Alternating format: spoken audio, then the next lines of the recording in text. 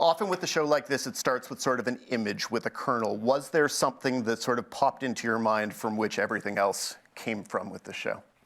Sure.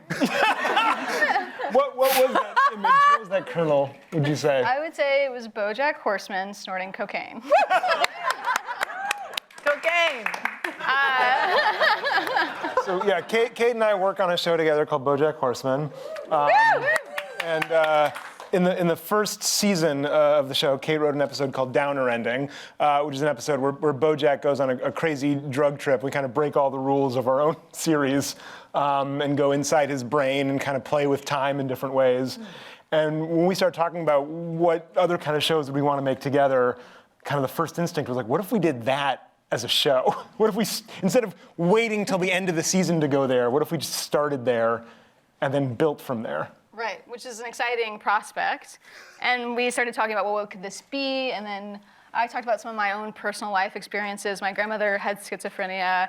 I had fears around my own mental health. I had a nervous breakdown, depression and anxiety, and found my way out of it with like meditation, alternative healing, shamanic studies and rituals, different indigenous cultures. Yes! Yeah! Found your way out! Yes! Nervous breakdown. Depression! Yeah.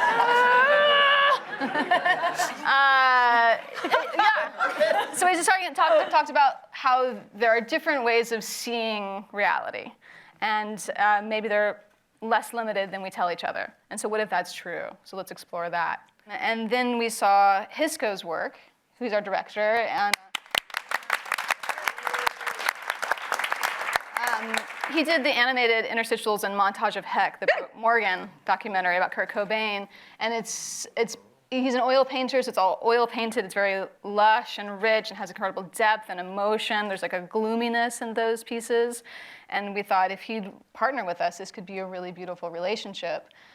Because it will give that grounded sense of reality, but it has that painted feel that it invites you to imagine. Every single background in those episodes is an actual oil painting made by Hisco and his team. And we have a bunch of them in our office now, and it's like, we're in a museum all of a sudden. Yeah. This is the most gorgeous office. Yeah, for just that one shot where we look at her from another angle. Someone had to paint a painting. Of a museum. Yeah, there's 2-second shots where there's a whole painting. Somebody spent 4 days for 2 seconds. Television. Yeah. I mean, you suggested we rotoscope it. Yes, that was because when I read the scripts, I saw so much depth in the script, in the story, and so much depth in the dialogues. And I thought that if we would use normal animation, that animators would not be able to translate that, to get that sophistication. Nuance. In it. Yeah. And the other reason was that I thought that because there's the scenes that are supposed to feel realistic, and there's all the hallucinations and dream scenes and flash forwards, sorry, I'm not a native speaker.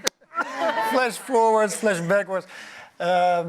That I thought that if we make it all feel the same, feel real, then we take the audience in a trip with Elma, and the audience doesn't know if it's real either. For the periods of Alma's life where she was without hearing, we did want to find deaf actresses. Yes. And for there's some other flashbacks where we meet some other deaf characters, and we wanted to be respectful and get some deaf actors. And I remember telling Linda, we need you to find a 3 or 4 year old deaf Latina actress. Yes. That looks like... That looks somewhat like Rosa. And she did. Yeah, she did. They also asked Linda to find a young Tamil actor to play young Siddharth Dhananjay, who plays Sam, and that is how specific Linda and this team was about casting. And where did you go to find these people? Linda and I went to the Hindu temple in Malibu. And just handed out cards. Yeah. And I was like meditating and doing fruit offerings, and then Linda's in the back like handing out business cards. And they did because it wasn't, everything is handled with such respect and care. They weren't like, just get an Indian. Like, it was like, Right. no, but you work on shows where they're like, just get an Indian. Yeah. And as a Latin person, they're like, you could be Puerto Rican, right? And you're like, nah, bro, I'm Peruvian. They're like, that's like Mexican. And you're like, nah, it's not. We did cast you as half Mexican on No, this true. show. Moving on. But after that, now we got to be careful. But I did date a lot of Jews, so I think that qualifies me as half Jewish at this point. So There you go. Just leave that one. half a point for me.